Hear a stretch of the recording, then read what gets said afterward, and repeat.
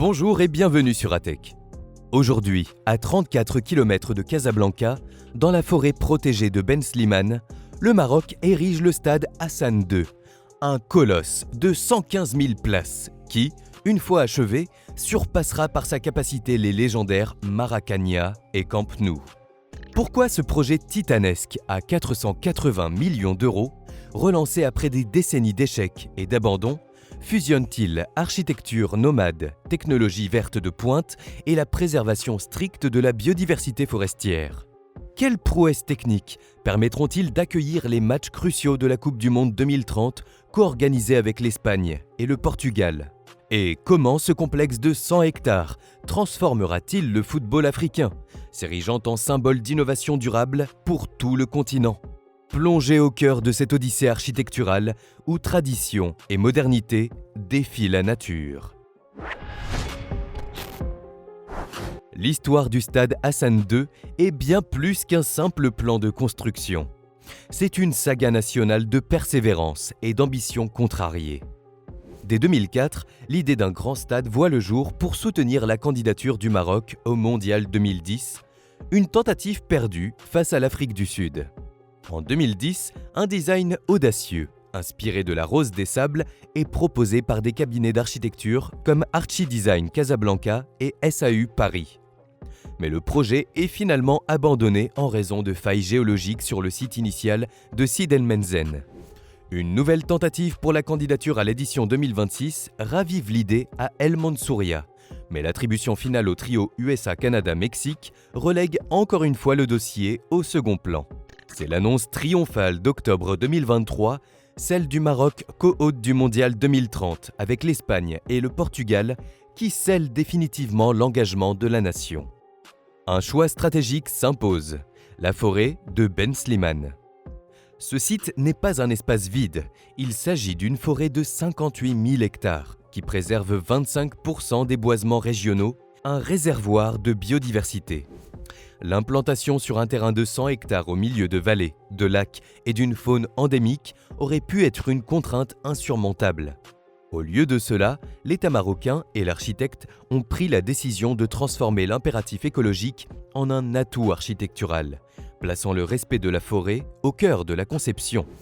Ce choix marque une rupture avec l'urbanisme traditionnel du béton, positionnant le projet de 5 milliards de dirhams, 480 millions d'euros, comme une icône de l'intégration paysagère. Le défi de la conception fut confié à Tariq Oualalou, architecte franco-marocain déjà reconnu pour des ouvrages symboliques comme le pavillon marocain à l'Expo 2020 Dubaï et le musée de Volubilis. Son approche repose sur une fusion entre la mémoire collective marocaine et la modernité technique. Le design du stade puise son inspiration dans le Moussem, ses festivals traditionnels, la tente nomade berbère et le concept du jardin ancestral marocain.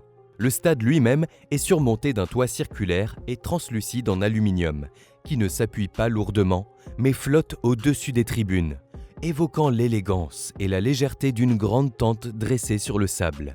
Le jeu de lumière à travers ce toit permettra d'illuminer l'intérieur tout en régulant la chaleur. L'accès aux tribunes est assuré par 32 escaliers monumentaux qui s'élèvent majestueusement, culminant à 28 mètres de hauteur. Ces rampes ne sont pas de simples accès, elles sont des belvédères panoramiques, offrant aux spectateurs des vues imprenables sur la canopée forestière lors de leur ascension, créant ainsi une expérience immersive avant même d'atteindre leur siège. Les tribunes latérales, d'une inclinaison optimisée pour l'acoustique et la visibilité, sont réparties sur 3 niveaux, accueillant 29 500 spectateurs chacune. Cette disposition crée un véritable mur humain, amplifiant la ferveur marocaine et générant une pression sonore unique sur les équipes adverses. Les tribunes principales sont conçues pour les espaces VIP, étagées pour accueillir plus de 12 000 privilégiés, incluant des loges d'entreprise et une loge royale, ornée de motifs islamiques géométriques complexes. Sous la structure de béton, les jardins suspendus ne sont pas seulement décoratifs. Ils font partie intégrante d'un système passif de régulation thermique permettant au béton de se fondre littéralement dans la verdure de la forêt environnante. Sous le tapis vert du stade, une véritable forteresse technologique prend place. indispensable pour accueillir un événement de l'ampleur de la Coupe du Monde. La pelouse sera une surface hybride, combinant un gazon naturel de haute qualité avec des fibres synthétiques, garantissant la résilience et la jouabilité dans toutes les conditions climatiques. Un système de drainage high-tech est associé à un mécanisme sophistiqué d'irrigation. Les eaux pluviales sont collectées et stockées dans d'immenses réservoirs souterrains, assurant l'autonomie hydrique du terrain et réduisant la pression sur les ressources locales. Les équipements intérieurs répondent aux normes olympiques les plus strictes. Les vestiaires ne sont pas de simples pièces de transition, mais des centres de performance intégrant des piscines de cryothérapie et des espaces de régulation de pointe. Un réseau souterrain de ventilation naturelle régule la température sous les tribunes, tandis que l'éclairage LED adaptatif et un système audio immersif sont conçus pour offrir une expérience sensorielle maximale. Mais la prouesse la plus importante est la gestion logistique de la foule. L'accès au complexe est titanesque. Il sera desservi par une série de nouvelles infrastructures, l'autoroute A1, la N1, la R33 et une nouvelle rocade continentale de 60 km. Une gare TGV dédiée permettra de relier le site à Casablanca en seulement 15 minutes et à Rabat en 20 minutes, ainsi qu'un raccordement express à l'aéroport Mohamed V. Pour le transport de masse, un réseau de tramways de 73,5 km et 109 stations est prévu, avec la capacité de transporter 53 000 passagers par heure, complété par des bus et BRT gérant 7 000 passagers par heure. Le stationnement est résolu par 261 321 m² de parking, soit l'équivalent de 10 463 véhicules répartis en 4 zones stratégiques pour fluidifier le trafic. Le complexe s'étendra bien au-delà du stade principal, incluant un stade d'athlétisme de 25 000 places, 4 terrains d'entraînement identiques, un centre omnisport modulable, une piscine olympique rétractable aux normes FINA, un gymnase et un centre de formation et de recherche doté de laboratoires de mouvement et de simulateurs climatiques. L'intégration environnementale est l'engagement le plus radical de ce projet. La construction elle-même a adopté des techniques peu invasives. L'utilisation de grues sur rails surélevés permet de minimiser l'impact sur le sol forestier. La terre excavée lors du terrassement est réutilisée sur place pour remodeler le paysage et s'intégrer aux collines naturelles, réduisant ainsi le transport de matériaux polluants. La gestion des eaux pluviales et de ruissellement, comme nous l'avons vu, alimente non seulement le stade, mais contribue également à l'hydratation de la forêt environnante.